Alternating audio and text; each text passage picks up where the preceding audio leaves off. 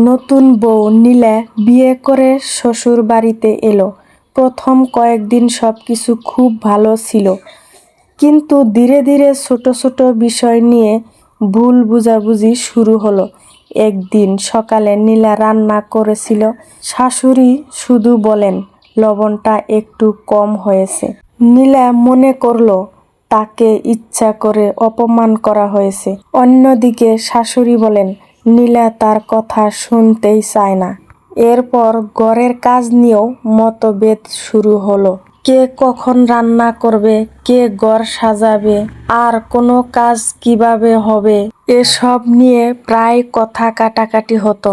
নীলা চাইতো নিজের মতো করে সংসার চালাতে, আর শাশুড়ি চাইতেন বহু বছরের অভিজ্ঞতা অনুযায়ী সবকিছু চলুক।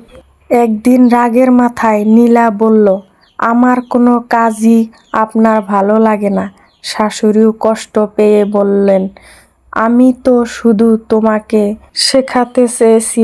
সেই কথা শুনে দুইজনেই কিছুক্ষণ চুপ হয়ে গেল। তখন শ্বশুর এসে শান্তভাবে বলেন, একটা সংসার টিকে থাকে ভালোবাসা আর বোঝাপড়ার উপর। রাগ করলে দূরত্ব বাড়ে, কিন্তু কথা বললে সমস্যার সমাধান হয়। নীলা শাশুড়ির কাছে গিয়ে বলল, মা, যদি আমার কোনো ভুল হয়ে থাকে আমাকে ক্ষমা করবেন, আমি শিখতে চাই।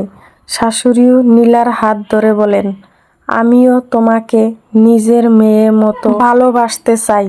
আমরা দুইজনেই যদি একে অপরকে বুঝি তাহলে এই ঘর আরো সুন্দর হবে। সেদিনের পর থেকে তারা রাগ নয়, কথা বলে সমস্যার সমাধান করতে শিখল।